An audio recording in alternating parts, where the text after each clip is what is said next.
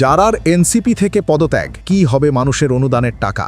NCP থেকে পদত্যাগ করেছেন জাতীয় নাগরিক পার্টির সিনিয়র যুগ্ম সদস্য সচিব ডাক্তার তাসনিম জারা। সেই সাথে তিনি ঘোষণা দিয়েছেন ঢাকা ৯ আসনের স্বতন্ত্র প্রার্থী হিসেবে নির্বাচনে অংশগ্রহণ করার। আর এরপরই জনমনে প্রশ্ন উঠেছে কি হবে তার নির্বাচন করার জন্য সাধারণ মানুষের কাছে থেকে তোলা নির্বাচনী ফান্ড রেজিংয়ের বিপুল টাকা আহ্বানের মাত্র ১৪ ঘণ্টায় যা পৌঁছেছিল প্রায় ২৫ লাখ টাকা। তবে তাসনিম জারা তার দেওয়া এক ফেসবুক পোস্টে উল্লেখ করেন যারা টাকা ফেরত চান তাদের টাকা ফেরত দেয়া হবে। পোস্টে তিনি লেখেন, কিছুদিন আগে নির্বাচনী ফান্ড রেজিংয়ের সময় আপনারা অনেকে ডোনেট করেছেন। আমার এই পরিবর্তিত সিদ্ধান্তের কারণে, স্বতন্ত্র হিসেবে লড়াই করার কারণে যারা ডোনেট করা অর্থ ফেরত পেতে চান তাদের প্রতি আমার শ্রদ্ধা।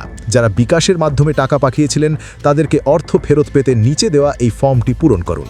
আপনাদের ট্রানজ্যাকশন আইডি ও ডিটেইলস ভেরিফাই করার পরে অর্থ ফেরত দেওয়া হবে। আর যারা ব্যাংকের মাধ্যমে পাঠিয়েছিলেন তাদেরকে শীঘ্রই জানাবো কি প্রক্রিয়ায় আপনাদের অর্থ ফেরত দেওয়া হবে। আর একদম শেষে যারা বলেন আমি আপনাদেরই মেয়ে,